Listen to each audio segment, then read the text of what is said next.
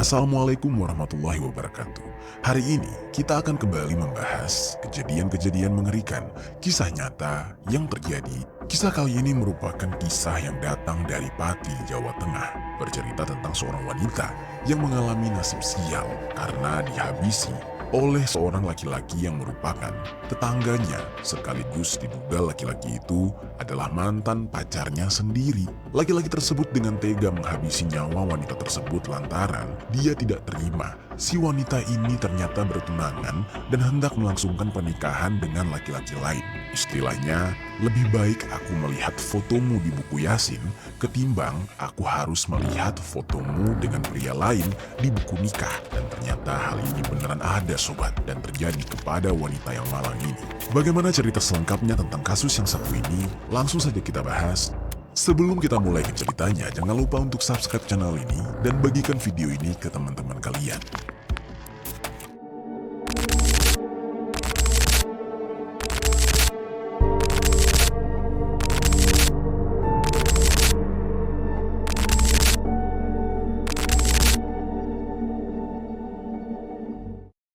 Berita ini dibuat berdasarkan berita yang sudah beredar dan diterbitkan oleh beberapa media publik yang aku sajikan dan aku rangkum dalam bentuk alur cerita. Kita mulai ceritanya. Ada seorang perempuan yang bernama Ratri Pramudita yang usianya baru saja menginjak 21 tahun. Di lingkungan tempatnya tinggal, dia biasa dipanggil dengan nama panggilan Dita. Dia ini merupakan seorang gadis asal desa Ronggo, kecamatan Jaken, Pati. Dita ini memiliki ibu yang bernama Suntari dan seorang ayah yang identitasnya tidak disebutkan. Entah anak keberapa Dita ini di keluarganya, namun yang jelas dia sangat dekat dengan sang ibu. Banyak hal dan momen yang selalu dia bagikan dengan sang ibu. Hubungan mereka seperti teman dekat, apa-apa pasti selalu saling bercerita. Menurut keluarganya, Dita ini anak yang baik. Dia tidak pernah berpacaran dan berhubungan dengan laki-laki manapun. Bukannya tak laku, tapi justru banyak laki-laki yang menginginkan dia.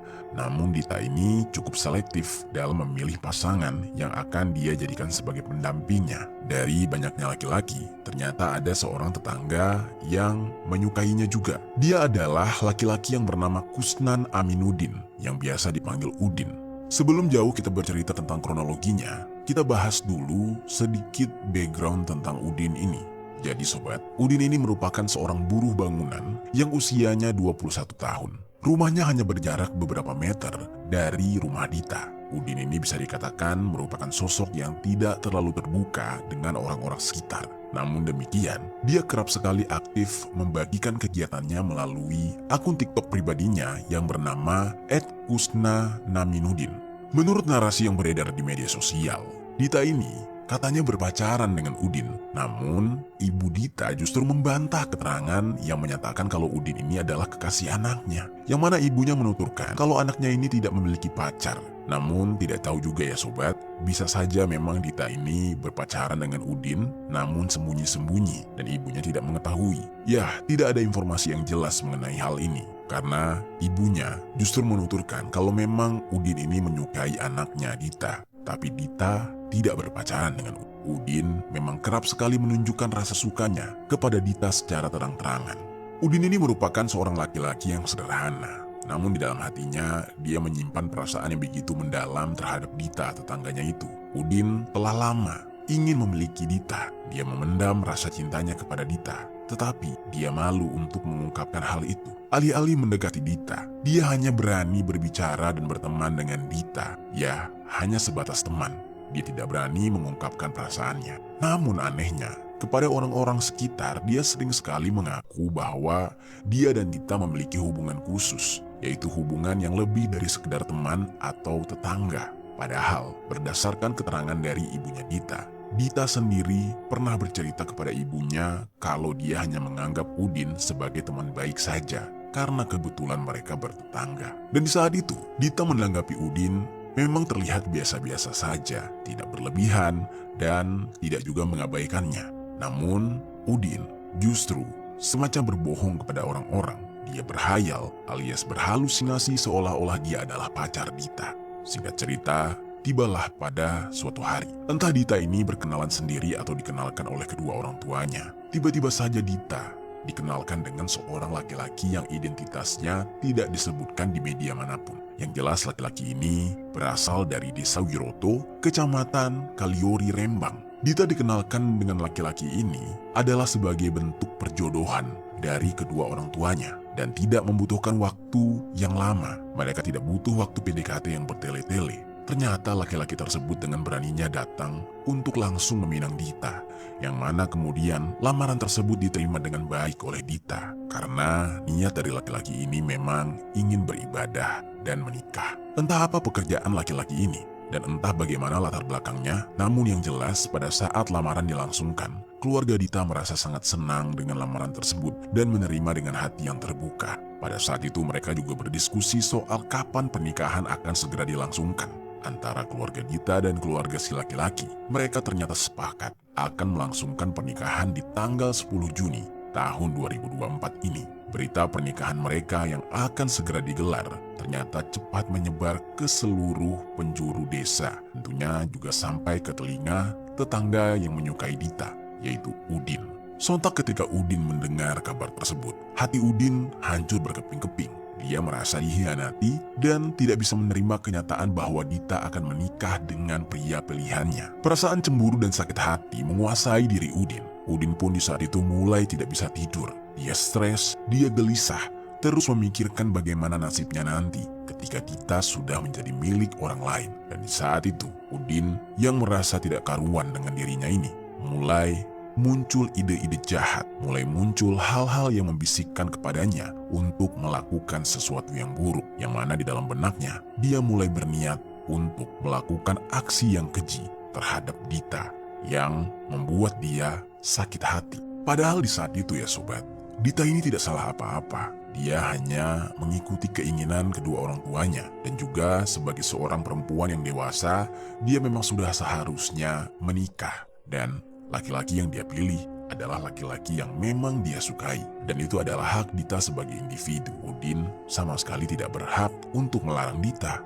Namun, karena Udin sendiri yang tidak pernah berani mengungkapkan perasaannya kepada Dita, akhirnya Udin malah kebakaran jenggot. Dan di saat itu, dia mulai mencari cara untuk melampiaskan rasa sakit hati. Dia memulai aksinya dengan mengintai setiap gerak-gerik Dita. Dan dia mulai mencari-cari kelemahan Dita dan apa saja yang dilakukan oleh Dita setiap harinya. Di saat itu, sebenarnya niat buruk dari Udin adalah dia ingin menemukan sesuatu yang bisa menghancurkan rencana pernikahan Dita dengan laki-laki pilihannya. Namun, hari demi hari, Udin masih belum menemukan ide yang bagus dan cocok untuk menggagalkan pernikahan Dita. Hingga waktu berlalu, pernikahan Dita pun semakin dekat. Disitulah Udin semakin merasa frustasi. Dia bingung harus melakukan apa. Yang bisa dia lakukan untuk meredam rasa stresnya adalah dengan meminum minuman keras. Lalu singkat cerita, tibalah pada suatu hari, seminggu sebelum Dita menikah. Tiba-tiba di saat itu, Udin ini menghubungi Dita. Dia membicarakan soal handphone. Tidak ada informasi yang jelas ya sobat. Apa maksud dari pembahasan handphone ini? Apakah Dita ingin membeli handphone dari Udin? Atau justru Dita ini sedang kehilangan handphone, lalu Udin mengaku menemukan handphone Dita dan dia ingin mengembalikan handphone itu? Informasi tentang handphone ini benar-benar masih rancu. Belum ada kejelasan yang detail. Namun yang jelas, pengakuan dari ibunya Dita mengatakan Udin ini sengaja mengajak Dita ke rumahnya dengan niat ingin mengembalikan ponselnya Dita yang kabarnya sempat hilang. Dan Udin mengaku menemukan handphone tersebut. Akhirnya Dita pun datang memenuhi panggilan dari Udin untuk mengambil handphone tersebut. Di hari itu, tepat tanggal 4 Juni tahun 2024, sekitar pukul 7 pagi, Dita tiba-tiba saja dihubungi oleh Udin untuk datang ke rumahnya dan mengambil handphone itu. Di saat itu Dita ini berpamitan kepada ibunya dan dia mengatakan kepada sang ibu kalau dia akan ke rumahnya Udin. Dan tanpa merasa curiga, ibunya mengizinkan Dita dan mempersilahkan Dita untuk pergi. Dan dia berpesan agar Dita tidak pergi lama-lama karena terlalu beresiko jika seorang calon manten pergi-pergi keluar rumah. Dan itu memang sebuah pantangan yang dipercayai oleh masyarakat sekitar. Di saat itu Dita mengiyakan pesan ibunya dan kemudian dia pun pergi ke kediaman Udin menggunakan sepeda motor. Tujuannya agar dia lebih cepat sampai dan cepat juga pulangnya. Dan tidak lama setelah itu, Dita pun langsung saja melajukan motornya dan selama perjalanan tidak ada hal aneh yang dia rasakan. Namun hal aneh sempat dirasakan oleh sang ibu. Dia memiliki firasat yang kurang baik. Entah kenapa di saat itu hatinya menjadi gelisah. Di sisi lain, Dita pun sampai di kediaman Udin. Dan ternyata sesampainya di sana, Udin langsung menyambut kedatangan Dita. Pada saat itu, kondisi rumah Udin sangatlah sepi. Udin yang tinggal bersama sang ibu, ternyata ibunya tengah berjualan dan ayahnya juga tengah berada di kebun. Udin langsung mempersilahkan Dita untuk masuk. Di saat itu Udin yang sudah menyusun skenario di dalam otaknya. Kemudian dia melancarkan aksi pertamanya setelah Dita masuk ke dalam rumahnya. Dia kemudian langsung mengunci pintu di dalam rumah.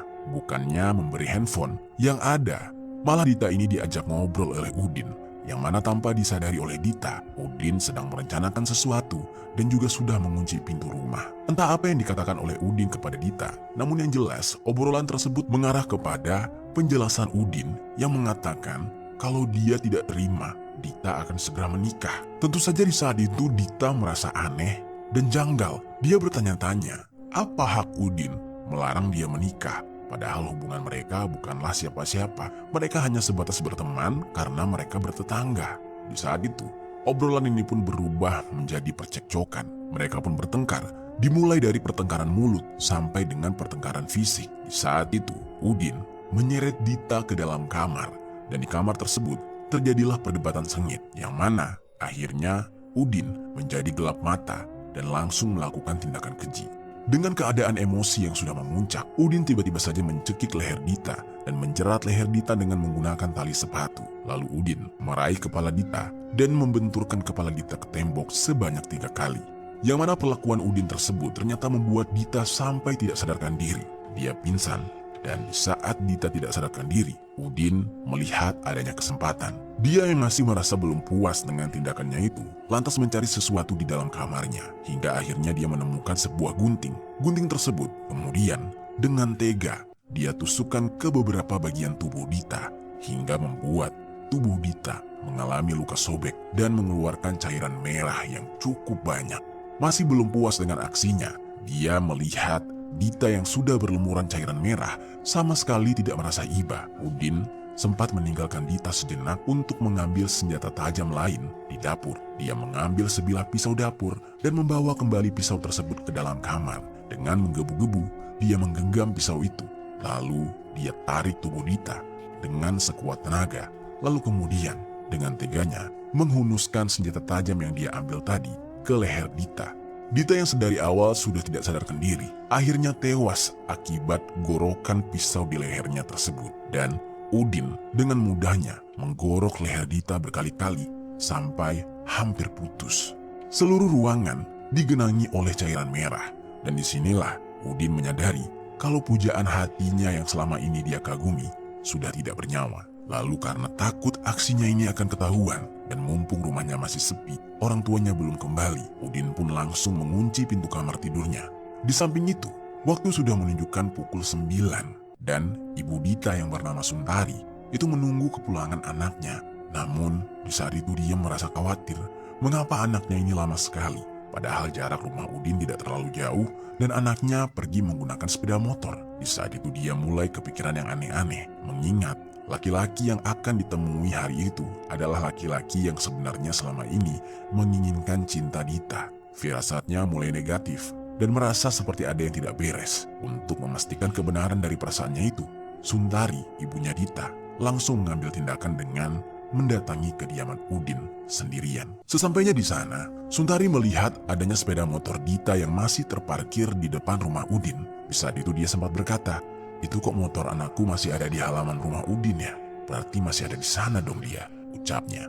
Sangat yakin dengan pikirannya itu, Suntari pun mendekati kediaman Udin dan tanpa basa-basi, dia langsung saja memanggil anaknya dengan teriakan, "Nduk, nduk," teriaknya.